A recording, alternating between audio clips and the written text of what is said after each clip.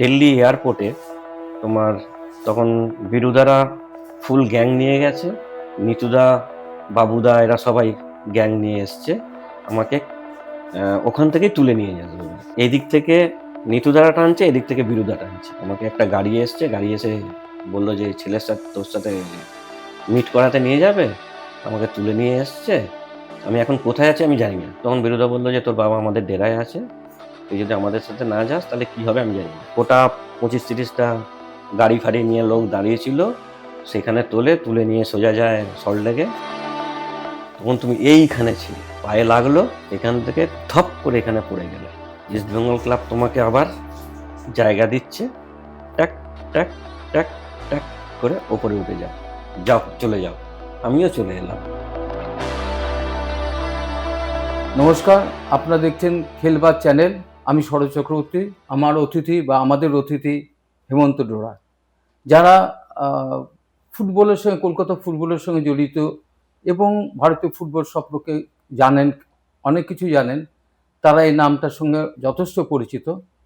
এক সময় মানে আমরা যদি ধরে নিই, তরুণ বোস সময় থেকে তরুণ বোস, ভাস্কর গাঙ্গুলি, তারপরে শিবাজি ব্যানার্জি, বিশ্বজিৎ দাস, প্রতাপ ঘোষ, এদের পরে হেমন্ত এমন একটা মানের গোলকিপার যে যাকে সবাই চেনে এবং অসাধারণ সব ম্যাচ খেলেছে। শুধু ম্যাচ খেলা না, তার ইস্টবেঙ্গল, মোহনবাগান দুটোতে খেলা যেমন একেবারে চুটিয়ে খেলেছে, পাশাপাশি দুটো ক্লাবে কোচিংও করিয়েছে। ফুটবল কোচ হিসাবে গোলকিপার কোচ দরকার পড়ে, সেই গোলকিপার কোচ ক্লাবের হয়ে করেছে এবং ভারতীয় দলের হয়ে করেছে। সেই হেমন্ত ডোরা হুগলি বৈদ্যবাটির ছেলে। সেখান থেকে হঠাৎ একদিন বাড়ির চারতলা থেকে খেলা দেখছে সামনের মাঠে, দেখতে দেখতে একদিন সেই মাঠে নেমে পড়লো এবং তখন কোনো পজিশন বলে কিছু ছিল না। পরবর্তীকাল তোমাকে গোলকিপার হিসেবে কে? এমনি পাড়ারই ওই দাদারা থাকে, তারা বলে যে যা তুই গিয়ে গোলে দাঁড়িয়ে পড়। তো গোলে দাঁড়িয়ে পড়লাম। তো সেই প্রথম দিন গোলে দাঁড়ানো ভয় পায় না গোলকিপারদের? না, আমার একটুখানি ওই ছিল যে কোনো মানে খেলাটা এত তখন ভালো লাগতো যে ফুটবল, ক্রিকেট, বোথ। আমি কোয়ার্টারে যখন থাকতাম তখন দুটোই খেলতাম এবং যে কোনো খেলা, ভলিও খেলেছি, ব্যাডমিন্টনও খেলেছি, আবার কবাডিও খেলেছি। হ্যাঁ, তো খেলার প্রতি তখন একটা আলাদা মানে একটা ঝোঁক এসে গেছিল। যে কোনো খেলা হচ্ছে, তো খেলা হলে সেখানে আমি না, এই যে পার্টিসিপেট করে গোলকিপার ফেলতাম। হিসেবে তোমাকে পাঠানো তো হলো, তোমার মনে হলো যে এটা খুব কঠিন না, পজিশন? সেরকম কোনো কিছু নয়। আমার মানে তখন মনে হলো যেন আমি খেলার সুযোগ পেয়েছি, এটাই আমার কাছে বিশাল ব্যাপার। প্রথম হ্যাঁ, দিন গোলকিপার হিসেবে তোমার নিজের কি অভিজ্ঞতা? মানে এই ১ম বলটাই এসে লেগেছে মুখে। তো তখন তো সব সিনিয়র দাদারা খেলছে, তো দম করে মেরেছে, মুখে লেগেছে, নাক ফেটেছিল, নাক দিয়ে রক্তও বেরোচ্ছে। তো তখন ওই ওখানে সব মানে ওল্ড কাকা, জেঠু ফেটু এরা সব থাকে। হ্যাঁ, ওরা ধরে নিয়ে এসে জল ফল দিয়ে টিয়ে বললো তোকে আর খেলতে হবে না। আমি বললাম, না খেলতে হবে নাকি, আবার খেলবো বলে আবার দাঁড়িয়ে গেলাম। তো ব্যাস, তারপর থেকেই একটা সেই শুরু। মানে সেই শুরু। তখন খুব ছোট। তারপরে আর গোলকিপারের পজিশন থেকে তুমি সরোনি? সরেছি মানে কোয়ার্টারে যখন থাকতাম তখন ওই গোলকিপার, তারপর আস্তে আস্তে যখন একটুখানি খেলাটাকে মানে একটু প্যাশন মতো লাগলো, তারপর ফরওয়ার্ডে খেলতাম, স্ট্রাইকারে খেলতাম। তো এবং ডিস্ট্রিক্ট ফিস্ট্রিক্ট সবাই স্ট্রাইকারেই খেলতাম। আচ্ছা। তো গোলে কোনোদিনও দাঁড়াইনি, মানে দাঁড়িয়েছি বিএস পার্কে যখন সাব ডিভিশন খেলতাম, তখন প্রথমের দিকে গোলকিপার থেকে স্টার্ট করলাম, তখন জাস্ট মাধ্যমিক দিয়েছি। আর তারপর 1 বছর পরেই স্ট্রাইকারে খেলতাম। আম, তখন অপোজিটে তোমার শিশির ঘোষ এরাও খেলতো। শিশির দাও ছিল ডিসা স্পোর্টিং এর। তো আমার সাব ডিভিশনে পরপর 4 বছর হাইস্ট করারও। তুমি? হ্যাঁ, শিশির দাকে টপকে। বাহ! হ্যাঁ, তো ইভিন আমার তো ঐক্যর হয়েও গোল আছে ইস্টবেঙ্গল মাঠে। সেটা তো গোলকিপার অবস্থা না থাকাকালীন এগিয়ে গিয়ে অনেক সময় না, গোলকিপার হাফ টাইম পর্যন্ত গোলে খেলেছি। হাফ টাইমের পর তখন সঞ্জয় মাঝি সবেমাত্র সাইন করেছে। তো ম্যাচটা আমাদের জিততেই হবে। হাফ টাইমের পর মাঝিকে বসিয়ে আমাকে স্ট্রাইকারে করে দিয়েছিল। ম্যাচটাতে 2-1 আমরা জিতেছি, তার মধ্যে 2টো গোল আমার। বেঙ্গলেও আন্ডার 20 মানে ফাইনাল ম্যাচে শঙ্করদা হাফ টাইমের পর আমাকে স্ট্রাইকারে খেলিয়েছে। তো আর মানে সব পজিশনে খেলার অভিজ্ঞতা থাকলেও তুমি মূলত গোলকিপার। মূলত গোলকিপার। এই যে ঐক্যের কথা বললে, ঐক্য সম্মেলনী, আহ, ঐক্য সমন্বয়ে তুমি তো তখন ইউনিভার্সিটি খেলে তখন ফেলেছো ইউনিভার্সিটি খেলেছি এবং তোমার চ্যাম্পিয়নও হয়েছিল সেবার। হ্যাঁ তো সেই ইউনিভার্সিটি ব্লু হওয়ার পর তুমি ওই সেই খেলার পরিপ্রেক্ষিতে হ্যাঁ ঐক্যটা তখন ওই নারায়ণদা বলে একজন কোচ ছিলেন, উনি চাঁদু রায় চৌধুরী বলে, আর চাঁদু রায় ভালো তাকে coach। জিজ্ঞেস করেছিল যে এরকম কোনো ইউনিভার্সিটি কোনো প্লেয়ার, তো আমাকে রেকমেন্ড করে আমার নামটা। হুম, আমি সাইন করেছিলাম, আমার এখনো মনে আছে, 100 টাকার বিনিময়ে আচ্ছা অ্যাজ এ থার্ড গোলকিপার হিসেবে। তো তখন ওদের প্রদীপ তারপর সৌমেন বলে আর একটা ছিল, দুজন, আমি থার্ড গোলকিপার হিসেবে সাইন করি। আর আমাকে ওই যাতায়াতের খরচের জন্য 100 টাকা বরাদ্দ হয়েছিল, হুম, যে তখন আমাদের প্র্যাকটিস হতো পাইকপাড়া মাঠে। আচ্ছা তো ওটা ঐক্য সম্মেলনের ঐক্য মাঠ। সম্মিলনী মাঠ, হ্যাঁ। কিন্তু প্র্যাকটিস হোক যাই হোক, কোচ ডেকে ফার্স্ট ম্যাচ ছিল আমাদের এগেনস্ট মোহামেডান। হুম। তো চারুদা, এই নারায়ণদা আমাকে বলে যে আগের দিনকে, যে তুই কালকে শুরু করছিস। বাহ, থার্ড গোলকিপার থার্ড সই গোলকিপার করেছে। সাইন করে, মানে ফার্স্ট ম্যাচ মোহামেডান, তো বলে যে তুই শুরু করবি কালকে। সেটা কি তোমার প্র্যাকটিসের পারফরমেন্স দেখে? জানি না, হয়তো প্র্যাকটিসের পারফরমেন্স হোক কিংবা ভগবানের, হয়তো বলে না যে ভগবানের একটা আশীর্বাদ থাকে, তো আমার কাছে সেই সুযোগটা এলো। তো আমরা গোললেস ড্র করি ম্যাচটা। তারপর থেকে আর ঐক্য হয়ে আর কোনো ম্যাচ বসিনি, বাইরে তোমার যেহেতু। শুরুটা খুবই ভালো। হ্যাঁ, তারপর তুমি টালিগঞ্জে গেলে। তারপরের বছর আমি টালিগঞ্জে টালিগঞ্জ সই করি, অগ্রগামী। টালিগঞ্জ অগ্রগামীতে, টালিগঞ্জে। এবং ফার্স্ট ম্যাচ হচ্ছে এগেনস্ট মোহনবাগান, আবার চিমা হচ্ছে ফার্স্ট মোহনবাগানের জার্সি পরে খেলতে নামছে। তো আমরা 2 গোলে হেরে গেছি, কিন্তু প্রত্যেকটা জায়গায় পেপারে হেডিং এসেছিল যে হেমন্ত ডোরার বদান্যতায় টালিগঞ্জ অনেক গোল মানে কম খেলো বলে। তো হেরেও তুমি হেডলাইন হ্যাঁ, তো তারপর সেই বছরেই বিসি রাই ট্রফির চ্যাম্পিয়ন হই আমাদের বেঙ্গল টিমের হয়ে। আমি ক্যাপ্টেনশিপও করি। আচ্ছা, তো বিসি রায় জুনিয়র বেঙ্গল, জুনিয়র বেঙ্গল, যেটা আন্ডার-19 দিয়ে। তারপরের বছরেই হঠাৎ দেখি যে বাড়িতে ইয়েতে, আমি ওই বৈদ্যবাটির মাঠটাতেই খেলছি। তারপরে একটা 2-3টে বড় অ্যাম্বাসেডার এসে দাঁড়ালো। একজন এসে বললো, দাদা, বাবুজিরা নাম, বললো যে দেখ তোর বাড়িতে কিছু কর্মকর্তা এসছে, তোকে ডাকছে, তুই যা। গেলাম, গিয়ে দেখছি যে বিরু চ্যাটার্জি বসে আছে, তখন মনমানের অ্যাক্টিভ মানে ইয়ে রিক্রুটার বলতে বলো। তো বললো যে আমাদের ক্লাবে খেলবি? বললাম যে মোহনবাগান ক্লাবের লোক এসে বলছে মোহনবাগান ক্লাবে খেলবি, এর চেয়ে বড় প্রাপ্তি আর কি হতে পারে। তো দ্যাট ইজ 91 এরকম। তো 60,000-এ আমি সাইন করেছিলাম।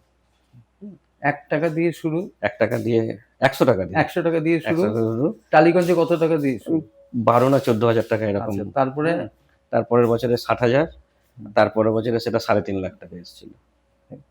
এই টাকার কথা বললেই যখন বলছি যে মূলত স্ট্রাইকাররা একটু বেশি টাকা পায়, বা মিডফিল্ডার স্ট্রাইকাররা তাদের টাকা হ্যাঁ বেশি থাকে। গোলকিপার সেই অর্থে ভাস্কর গাঙ্গুলির সময় থেকেই যদি বলি গোলকিপারদের দামটা ওঠে। তারপর তোমাদের সময়, হ্যাঁ, এই তুমি তার আগে অথন্য, তোমার একটু আগে অতন সেটা এই গোলকিপারদের টাকাটা তুমি মনে হয় যে তুমি যা পেয়েছো সেটা সেই সময় খুব ভালো না, অন্যান্যদের তুলনায় তোমার আরো বেশি পাওয়া উচিত ছিল? দেখো, এটা ভাস্কর দ্বারাও বলতো যে আমাদের আরো বেশি পাওয়া উচিত ছিল, তার আগে তরুণ দ্বারা বলতো যে আমাদের আরো বেশি পাওয়া উচিত ছিল, আমাদের সময় আমরা বলতাম যে আমাদের আরো বেশি পাওয়া উচিত ছিল। কিন্তু যদি তুমি মানে ফ্যাক্ট যদি দেখো, তাহলে কম্পেয়ার যদি করতে পারো, তাহলে কিন্তু আমরা এখনো অ্যাট প্রেজেন্ট, আমি বলবো না অ্যাট প্রেজেন্ট, তুমি বিশাল কায়েত ফায়েত যে টাকা পায়, তো সেটা তাদের মানে বরাবর বলতে পারো, ঠিকই। স্ট্রাইকারদের সাথে সাথে ইভেন ফরেন প্লেয়ারদের বরাবরই। কিন্তু আমরা সেই সময় আমরা ছিলাম যে গ্রুপ ডি, ঠিকই। স্ট্রাইকাররা ছিল ম্যানেজমেন্টের লোক, হ্যাঁ, মিডফিল্ডার থাকতো অফিসার, আর তোমরা group D। ডিফেন্ডাররা থাকতো ক্লার্ক, আমরা হচ্ছে গ্রুপ ডি, মানে গোলকিপারদের পজিশন। তো সেই জায়গায় আমাদের মনে হতো যে আমরা যদি গোল না বাঁচাই, তাহলে তো ওরা গোল করলেও ম্যাচ জিতবে না।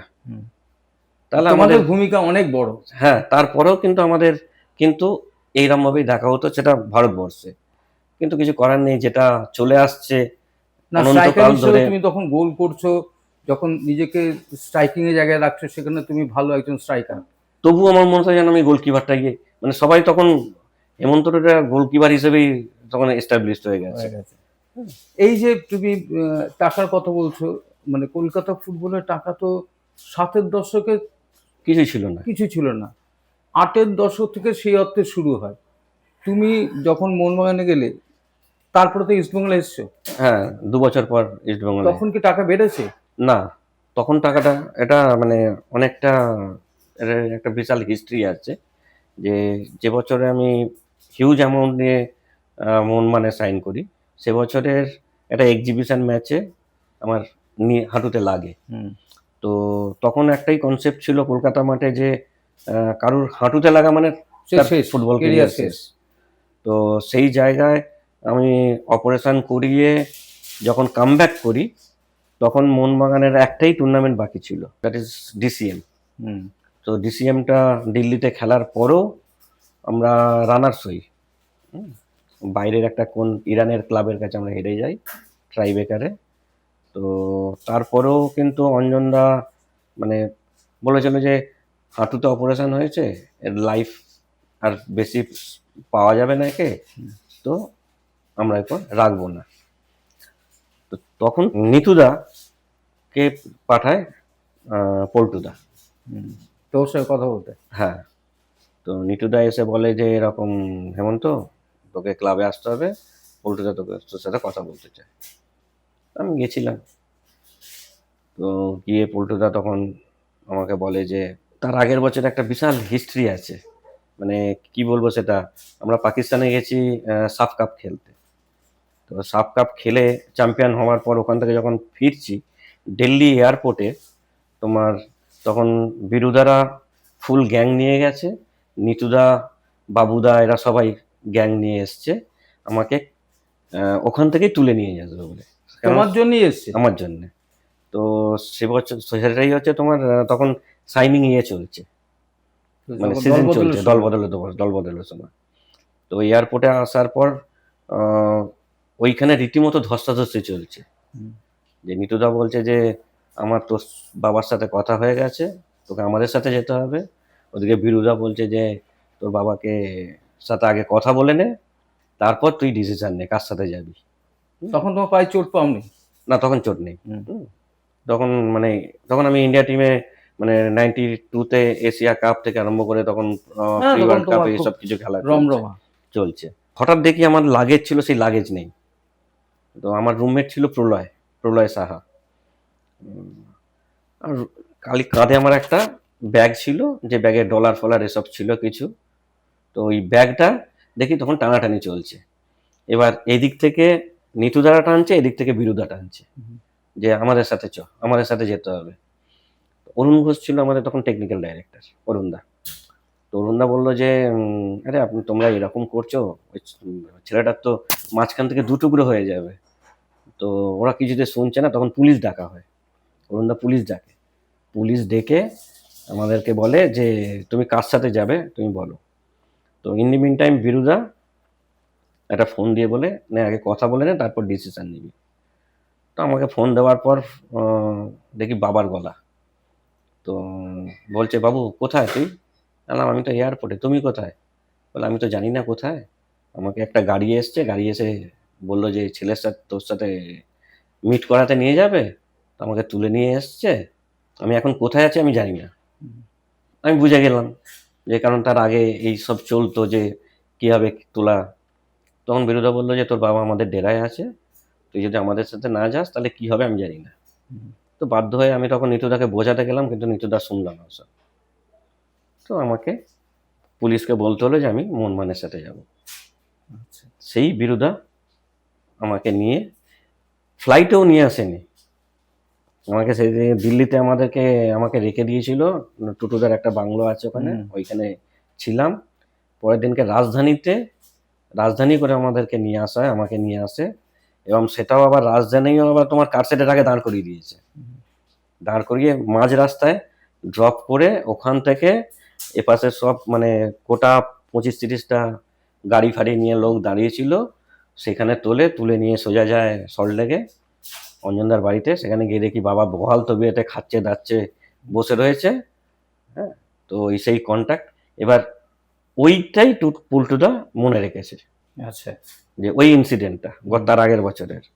তো আমি যখন পল্টুদার কাছে গেলাম তখন পল্টুদা বলে যে মানে খুব আহ, মানে কি বলবো, হৃদয়ে লাগার মতো কথা, কিন্তু আবার খুব প্র্যাকটিক্যাল। যেমন? বলে যে, হেমন্ত, গত বছর মনে আছে এই নিতু গেছিল তোমাকে আনতে এয়ারপোর্টে, তখন তুমি এইখানে ছিলে, তুমি ও বিরু বাবা গো বলে জড়িয়ে ধরলে, ধরে ওই দিকে চলে গেলে, পায়ে লাগলো, এখান থেকে ধপ করে এখানে পড়ে গেলে। ইস্ট বেঙ্গল ক্লাব তোমাকে আবার জায়গা দিচ্ছে, টাক টাক টাক টাক করে ওপরে উঠে যাও, যাও চলে যাও। আমিও চলে এলাম, কোনো টাকা পয়সার কথা নেই, কিচ্ছু নেই, মানে এত সুন্দরভাবে বললো। বুঝিয়ে দিল যে হ্যাঁ, যে সুসময়ে তোমাকে মন মন রেখেছে, দুঃসময়ে এখন আমি তোমার পাশে দাঁড়াচ্ছি, তুমি খেলো, নিজেকে প্রুভ করো। তুমি না, আমি একটুখানি মাঝে বলে নিই, তোমার জীবনে আমার এই গল্পটা শুনে মনে হচ্ছে সেরা দল বদলের কাহিনী। হ্যাঁ, মানে এত চমকপ্রদ দল বদল তোমার জীবনে আর এসছে না, আর আসেনি। এবং সেই বছর তুমি কি সবচেয়ে বেশি টাকা পেয়েছিলে? তোমাকে যেহেতু এত টানাটানি, হ্যাঁ, সে বছর সবচেয়ে বেশি টাকা। হ্যাঁ, মানে সেই বছরেই গোলকিপারের পেমেন্ট ওই 1 লাখ থেকে উঠে গিয়ে 3.5-4 লাখে চলে গেছিল। যেটা তুমি বললে হ্যাঁ। 3.5 লাখ টাকা, সেটা সেই সময় অনেক। হ্যাঁ, আচ্ছা, ইস্ট বেঙ্গল, যেটা বলছিলে এবারে বলো। তো এবার বাড়ি চলে এলাম, আবার এক সপ্তাহ পরে চলে এসো, সাইনটা করে দিয়ে যাও। বললাম, দাদা টাকা পয়সা? বললো, আরে টাকা পয়সা তো সবসময় পাবি, খেল না। বললাম, না, খেলতে হবে আমাকে। তখন মনের মধ্যে একটা আলাদা একটা জেদ এসে গেল, যে আমার ইনজুরি থেকে ওভারকাম করলাম, তারপরেও আমাকে ক্লাব রাখবে না, তো আমাকে ওদেরকে দেখাতে হবে। খুব কম টাকায়, আমি সম্ভবত 75 না 1 লাখ টাকা এরকম কন্ট্রাক্টে আমি সাইন করি। কিন্তু আমার তখন টাকাটা, তখন ওই টুটুদার কথা বা এই পল্টুদার কথাটা আমার তখন বারবার মাথায়, যে আমাকে আবার উঠতে হবে। এই যে একটা লড়াই করে তো উঠে দাঁড়ালে এবং জিতলে, মানে নিজের জীবনে তোমার এটা খুব টার্নিং পয়েন্ট ছিল। আমি বলছি, এই দল বদল, তখনকার দিনে এই দল বদলটা খুব মিস করো? মানে আজকে এখন তো প্রচন্ড মিস করে, আজকালকার প্লেয়ার মিস করে কিনা জানি না, বাট আমরা মিস করি। ওই দল বদলের মধ্যে যেমন রোমাঞ্চ ছিল, লড়াই ছিল। হ্যাঁ, ইভেন তোমাকে আমি বলছি যে এটা তো মানে বাবাকে তোলার তার আগের বছর, প্রথম বছর যে বছরে মানে আমাকে মনমান তোল মানে সাইন করায়, সেই বছরও আমাকে কিন্তু 4 দিন আমরা ছিলাম বিরুদার বাড়িতে। বিরুদা তুলে নিয়েছিল সেখানে, তখন কার সাথে ছিলাম, বার্নার্ড এবং ক্রিস্টোফারের সাথে। ওদেরকেও নিয়ে এসেছিল, আমাকেও ওই ঘরে রেখেছিল, এবং আমরা বাইরের আলো ফালো কিছু দেখতে পেতাম না। যে বাড়িতে তারা দিয়েছিল সবকিছু রয়েছে, এলাই খাবার দাবার থেকে আরম্ভ করে সবকিছু রয়েছে, কিন্তু আলো পাচ্ছি না দেখতে। মানে বাইরে থেকে কেউ আমাদেরকেও দেখতে পায় না, আমরাও কাউকে দেখতে পাই না। না, তোমাদের সময় পর্যন্ত দলবদল তারপরেও একটু ছিল। দলবদলটা কিন্তু কলকাতা ফুটবলের একটা উন্মাদনা তৈরি হতো কিন্তু। হ্যাঁ, ফুটবল আসছে তার আগে দলবদলটা তখন একটা আলাদা, মানে সব পেপারে থেকে আরম্ভ করে, তখন তোমরাও কত মানে লেখালেখি ছবি, হ্যাঁ, এখানে সাইন করছে, এই কন্ট্রাক্টে সাইন করছে। তারপর তো আস্তে আস্তে টোকেন সিস্টেম ঢুকলো, টোকেন সিস্টেম হয়ে গিয়ে ওটা আলাদা চলে, মানে পুরো ধামাচাপা পড়ে গেল। আর এখন তো কন্ট্রাক্ট চলে এসে গেছে। গোলকিপার হিসেবে নিজেকে প্রতিষ্ঠিত করেছো, যা করেছো, তোমার সামনে কোনো ল্যান্ডমার্ক ছিল যে অমুকের জায়গা অমুকের মতো হতে হবে? আমি সত্যি বলতে কি, মানে যবে থেকে খেলাটা বুঝতে পেরেছি তবে থেকে আমি কিন্তু ভাস্করদার ফ্যান। যে আমি ভাস্কর গাঙ্গুলিকে এখনো শ্রদ্ধা করি এবং আমার গুরু হিসেবেই মানি। যদিও ভাস্করদার কাছে আমি প্র্যাকটিস করতে পারিনি, তার সান্নিধ্যও আসতে পারিনি, কিন্তু মন থেকে আমি ভাস্করদাকে প্রেফার করতাম। তো ওই ভাস্করদার ওই গ্রিপিং, ওই স্পট জাম্প, তো ওটাই আলাদা আলাদা একটা অ্যাট্রাকশন দিত। তবু তুমি তোমার সমসাময়িক বা তোমার আগে, মানে ভাস্কর, এই সময় সব মিলিয়ে কোন গোলকিপারগুলোকে তো খেলা ভালো লাগতো? তুমি তোমার অপোনেন্টে তো গোলকিপার, আরেকটা গোলকিপার খেলছে, এরকম নানা জায়গায় তুমি তোমার অপোনেন্ট গোলকিপার দেখেছো যাদের, তাদের মধ্যে তোমাকে খুব ভালো লেগেছে বা তুমি তাদেরকে ভালো গোলকিপার হিসেবে মনে করো? ও তখন খেলার সময় না ওইসব আমার কাছে না কোনো এমনি কিছু, হ্যাঁ মানে জেনারেলি জেনারেলি আমার কোনোদিনও মনেই হয়নি যে ওইদিকে অপোনেন্টের সে গোলকিপার কতটা ভালো খেলছে, কি করছে, হ্যাঁ তাকে দেখে ইন্সপিরেশন হব, ওইসব কোনো কিছু কোনোদিনও, এটা মানে মানে আমি ফ্র্যাঙ্কলি বলছি যে সেগুলো কোনো কিছু না। খালি আমার কাছে মানে একটা ইয়েতে আছে যে আমাকে ভাস্করদার মতো খেলতে হবে। আচ্ছা এই এটাই আমার মানে যেন মগজের ভেতরে ঢুকে গেছিল যে না যদি ওই কম হাইট নিয়ে যদি এইসব প্লেয়ারদের এগেনস্টে যদি ভাস্কর দা এই ফুটবল খেলতে পারে, তাহলে আমি কেন খেলতে পারবো না? ইস্টবেঙ্গল, মোহনবাগান দুটোতেই খেলেছো তো?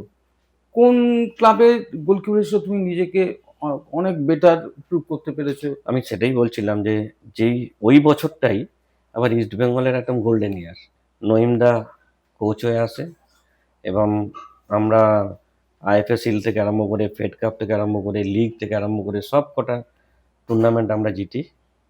এবং ওই সেই যে তার মানে ও মনমান থেকে ইস্ট বেঙ্গলে এসেছি, এসে আমার যেন মনে হয় যেন আমার বোধহয় বেস্ট পারফরমেন্সটা ওটাই ছিল।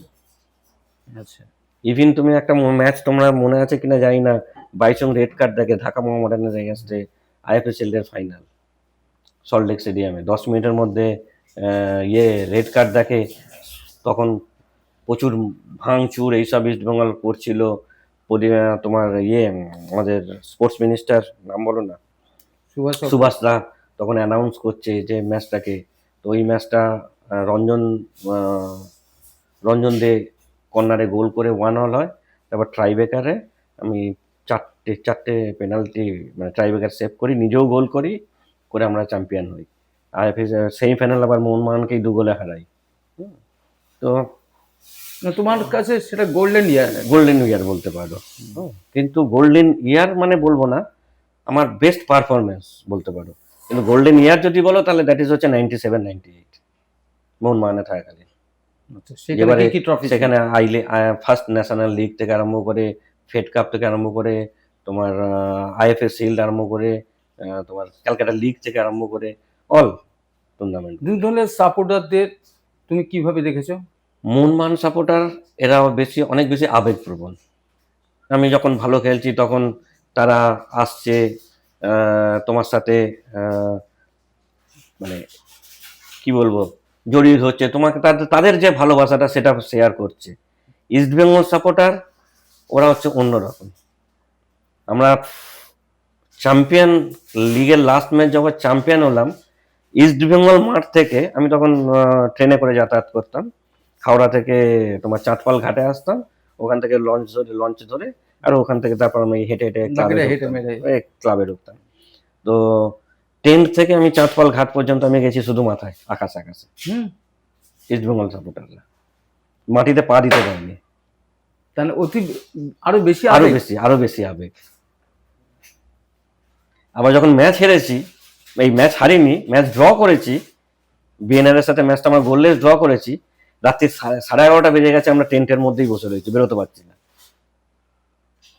উগ্রতার দিক থেকে ইস্টবেঙ্গল সমর্থককে একটু বেশি উগ্র। তোমার খেলোয়াড় জীবন তুমি যদি তোমার একটু ভাগ করো, যে সেরার সময় তুমি তো বলছো যে যখন চোট পেয়ে আবার ফিরে ইস্টবেঙ্গলে এলে, সেই সময়টা খুব দারুণ বছর গেল, আবার মোহনবাগানে তোমার ভালো গেছে। এই গোলকিপার হিসেবে বলে না যে ভাস্করে যেমন একটা চিহ্নের স্ট্যাম্প পড়ে গেছিল যে 5 গোল খাওয়া গোলকিপার, তোমার জীবনে ভালো খেলেও তুমি খলনায়ক হয়েছে এরকম? তোমার যেটা এখনো পর্যন্ত টিভিতে রয়েছে সব জায়গাতে, 97 ফেড কাপ সেমিফাইনাল 4 গোল, ডায়মন্ড সিস্টেম তখন প্রচন্ড হিট, 3টে ডিফেন্ডার নিয়ে খেলছে অমলদা, বাইচুং হ্যাট্রিক 4টে গোল, তার মধ্যে 3টে 1:1, পুরো ডিফেন্স খালি করে, খলনায়ক হেমন্ত ডোরা, সে ছিল তখন 3 ফুটিয়া গোলকিপার হয়েছিল, কোচের কাছে বাতিলের খাতায় চলে গেছিল, আমাকে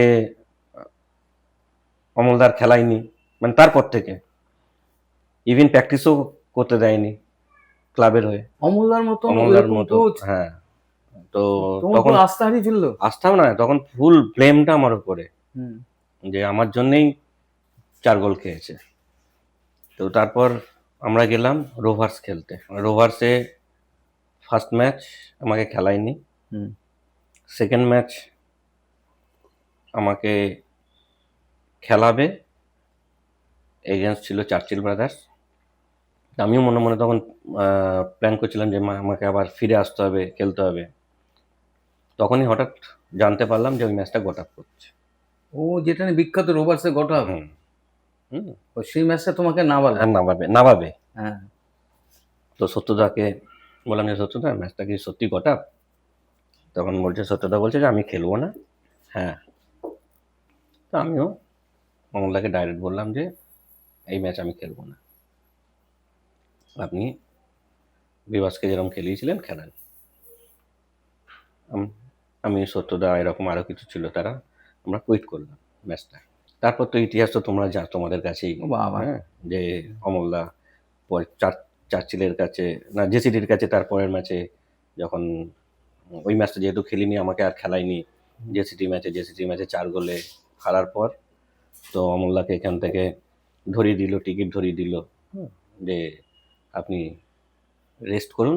তখন আমরা ন্যাশনাল লিগ, মানে যেটা আই লিগের, তখন ফার্স্ট ম্যাচ শুরু হবে, তার আগে চাটুনি এলো।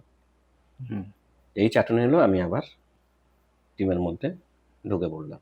তো তুমি কি মানে এই প্রথম কোনো গটা ম্যাচের বিরুদ্ধে তুমি হ্যাঁ স্ট্রংলি হ্যাঁ, তার আগে তো কোনোদিনও এরকম ফেস করেন? ফেস করিনি, কারণ ম্যাক্সিমাম টাইম আমার লাইফটা কেটেছে নইমদার কাছে। তো নইমদা এসবের এগেনস্টে থাকতো। অমলদ হঠাৎ কেন? জানি না হঠাৎ কেন এইটা করেছে, ম্যাচটা খেলতে রাজি হয়েছে। ভেতরকার ব্যাপারটা তো আমরা কেউ জানি না, কিন্তু এনিহাও যাই হোক। না, ইস্ট বেঙ্গল মোহনবাগানে যখন তুমি লিগ খেলছো বা না, তো অনেক সময় অনেক অপোনেন্টে অনেক খেলোয়াড়কে এরকম আমরা বলি পারচেস করা হয়। আমার মনে হয় না ডার্বিতে কেউ পারচেস হয়, আমার ডার্বি মনে না, হয় না। অন্যান্য লিগে অন্যান্য লিগে হয়তো অনেক বলে, হ্যাঁ, কিন্তু সেরকম কোনো আমার কাছে আজ পর্যন্ত কোনোদিনও সেরকম কোনো অফার আসেনি যে এই ম্যাচ ছেড়ে দেওয়ার জন্য তোমাকে এত টাকা দেবো, কি এই হবে, এরকম কোনোদিনও আসেনি। কিন্তু যেদিনকে আমরা যেদিনকে ওই পার্টিকুলার ওই ম্যাচটাই যখনই জানলাম যে দ্যাট ইজ গটা ম্যাচটা ড্র হবে, তো আমি সত্যদা এরকম সবাই আমরা সরে এসেছিলাম ম্যাচটা থেকে। আচ্ছা, তুমি যখন মোহনবাগানে খেলছো, তোমার সামনে ডিফেন্ডাররা একটা গোলকিপারের কাছে খুব ফ্যাক্টর হয় তো, হুম। যে তোমার সামনের সারিতে তোমাকে, তোমার সামনে একটা ভালো ডিফেন্ডার থাকলে একটা গোলকিপার তো অনেক আত্মবিশ্বাস। অনেক অনেক বেশি, হ্যাঁ। অনেক বেশি হয়। সেই জায়গায় দাঁড়িয়ে তুমি মোহনবাগানে তুমি সুব্রত ভট্টাচার্য, সমর ভট্টাচার্য, আরো অনেককে তুমি অচিন্ত বেলেল এরকম ডিফেন্ডার পেয়েছো। ইভেন মনাদাকেও পেয়েছি, কারণ মনাদা যে বছরে ইস্ট বেঙ্গল থেকে মনমানে সে এসেছিল, বছর তুমি আমি তখন মনমানে। হ্যাঁ, ইভেন আচ্ছা মনাদাকেও পেয়েছি আমি। আচ্ছা। তো যদিও মনাদা তখন কেরিয়ারের একদম এন্ড, হুম। কিন্তু তবুও মানে অনেক রিলায়েবল। মনা হ্যাঁ, অনেক রিলায়েবল। আর সুব্রত ভট্টাচার্য, মনোরঞ্জন ভট্টাচার্য তোমার কাছে? বাবলুদাকে ঠিক অতটা পাইনি, তখন বাবলুদা খেলা ছেড়ে দিয়েছে হুম। আমরা যখন। কিন্তু মনাদাকে ওই পার্টিকুলারলি ওইটুকু টাইমের মধ্যে পেয়েও মনাদা অনেক বেশি রিলায়েবল। আবার তারপর যদি বলতে পারো, দ্যাট ইজ হচ্ছে সত্যেন, আচ্ছা। যে থাকলে তোমার মনে হবে যে তুমি নিশ্চিন্ত মনে খেলতে পারো। তরুণদের? তরুণদাকে পেয়েছি, কিন্তু তরুণদার চেয়েও আমাকে সত্যেনকে অনেক বেশি রিলায়েবল ছিল। আচ্ছা, সত্যেন। হুম। মানে মনোরঞ্জনের পর সত্যেনকে তুমি সত্যেনদাকে অনেক বেশি তোমার অনেক বেশি। সামনে, হ্যাঁ, যে যে তোমাকে থাকলে মনে হতো যেন হ্যাঁ, তুমি ভরসা ভরসা পেতাম। এরকম। হুম। না, এমনি কোচ হিসাবে যখন তুমি এলে, তখন তোমাকে তো তুমি তো প্রথমত গোলকিপার কোচ হিসেবে এলে। হ্যাঁ, এই গোলকিপারকে সেই জায়গায় দাঁড়িয়ে তোমার হাতে গড়া কোনো গোলকিপার যাকে তৈরি করতে পেরেছো, বা তোমার সময় তোমার কোচিং এ সে দারুণ খেলেছে? শিলটন পাল আছে, হুম। অরিন্দম ভট্টাচার্য আছে, হুম। পুনেতে অমরিন্দার আছে, সেও আছে। হুম। ইভেন খুব শর্ট পিরিয়ড, বিশাল কাজ, খুব শর্ট পিরিয়ড আমি ইন্ডিয়া টিমে কোচিংয়ে যখন ছিলাম গোয়াতে, তখন ও ছিল। আন্ডার 17-এর ধীরাজ আমার কাছে ছিল 1 বছরের কাছাকাছি। গোলকিপার কোচিংটা তুমি এখন তো মানে মাস্ট হয়ে গেছে। হুম। তুমি যখন খেলো তখন তো না, আমার আমার কোনো কোচ, কোচেই গোলকিপিং হ্যাঁ, করাচ্ছে। হ্যাঁ, অমলদা সেই ক্ষেত্রে একটু বেটার গোলকিপার কোচিংটা হ্যাঁ, দিতেন। দিতেন, হ্যাঁ। কিন্তু শুনেছি। আগে দেখো, তোমরা তোমরা তো প্র্যাকটিসেও মাঠে এসছো, আমাদের সময় থেকেই দেখছো যে তখন পার্টিকুলারলি গোলকিপারের জন্য যে একটা আলাদা কোচ থাকতে পারে, একটা সেই সময় দেওয়া কনসেপ্টটাই সেই হ্যাঁ। কনসেপ্টটাই ছিল না। ওই সবার সাথে আসতাম, নিজেরা প্র্যাকটিস করতাম, ওই সবার শেষে একটুখানি শুটিং ফুটিং হতো, সেখানে গোলে দাঁড় করানো হতো। এবার বিকেলে এসে আমরা করতাম যে পাড়াতে এসে ক্রসিং, আবার আরো শুটিং। ও তুমি হ্যাঁ, আবার একটা আবার সেকেন্ড হাফটা তুমি সেকেন্ড নিজের হাফটাতে মতন করে নিজের প্র্যাকটিস মতো করতে। করে আমি বেসর মাঠে সেটা আমি আবার এমনি করতাম। পিকে ব্যানার্জি, অমল দত্ত, নইমুদ্দিন এগুলো যারা মানে কিংবদন্তি কোচ, মানে তোমার কোচ খেলার জীবনে কার অবদানটাকে তুমি নইমদা তাই নইমদার মধ্যে তো একগুঁয়েমির ব্যাপারটা ছিল। একদমই থাকুক না, থাকতো, কিন্তু সেটা থাকতো, সেটা কিন্তু প্লেয়ারদের জন্য, প্লেয়ারের বেনিফিটের জন্য।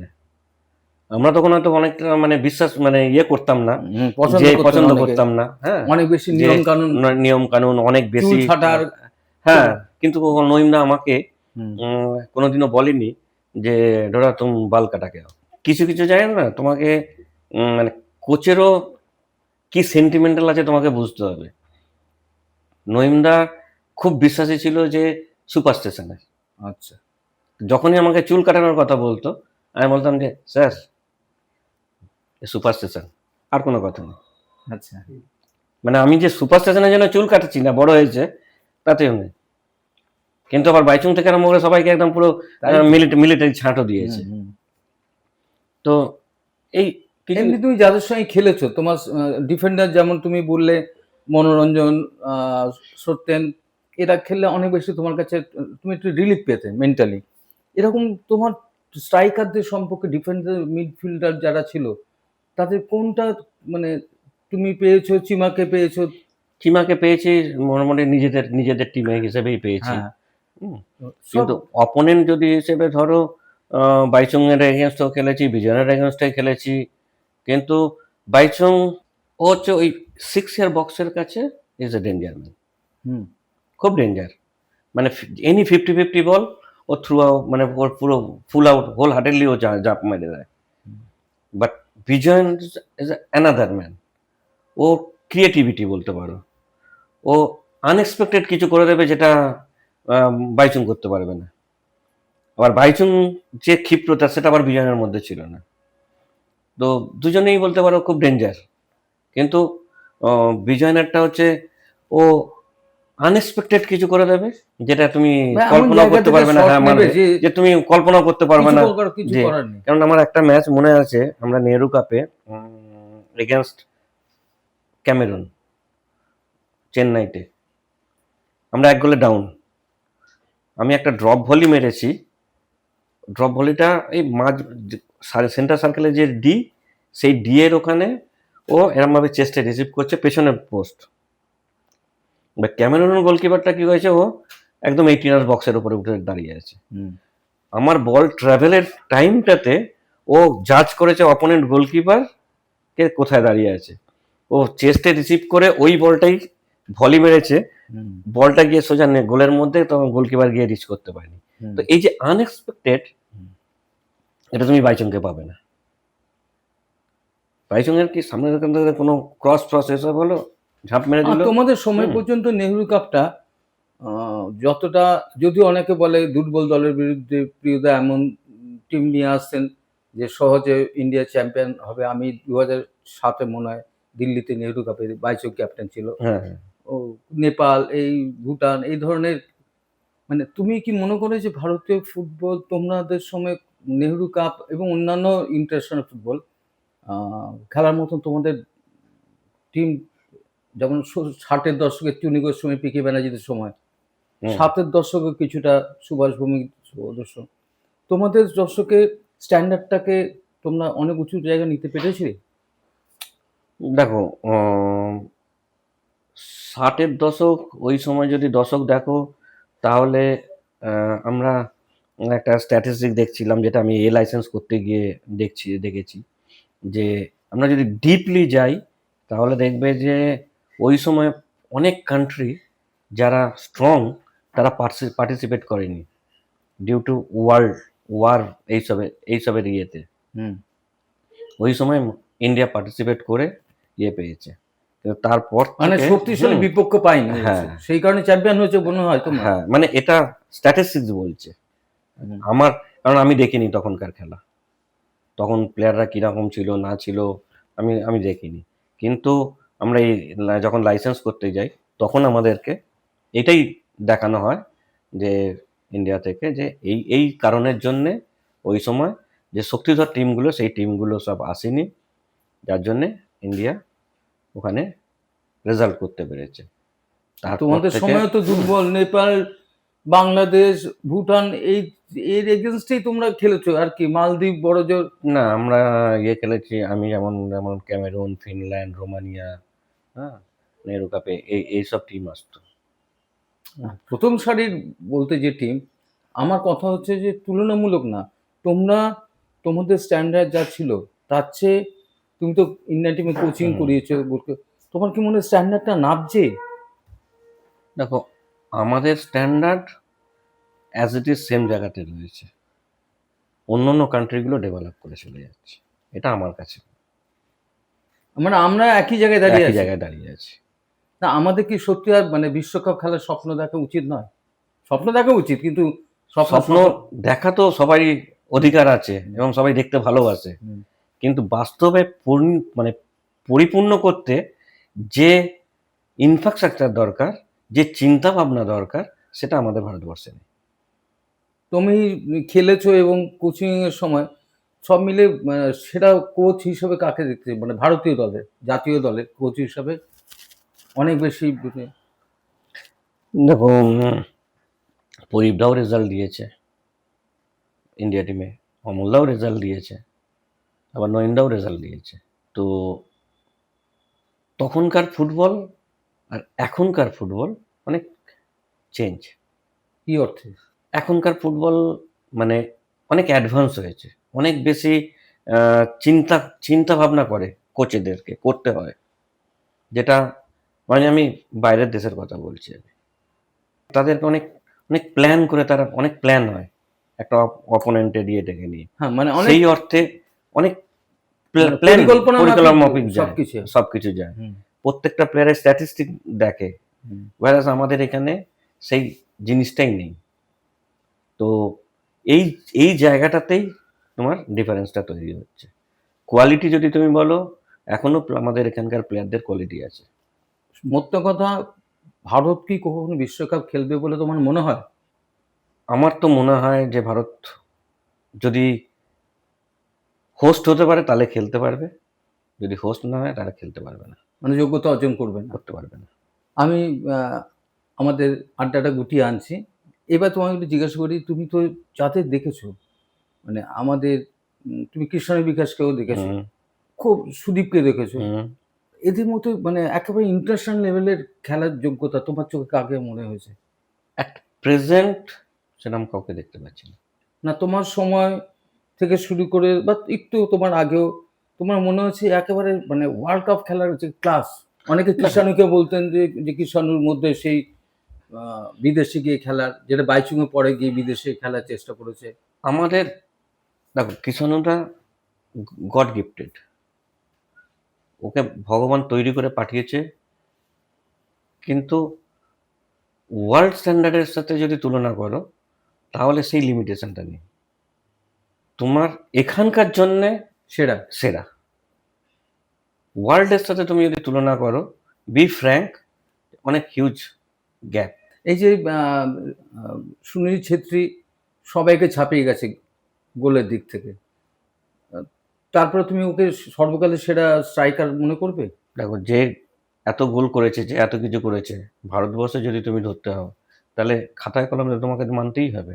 না, সেই ছেলেটা কাগজে কলমে একজন হতে পারে সেরা স্টুডেন্ট, কিন্তু তুমি নিজে মনে করো কি যে সুনীল ছেত্রী এখন তোমার তোমার ঠিক পরে পরে তো?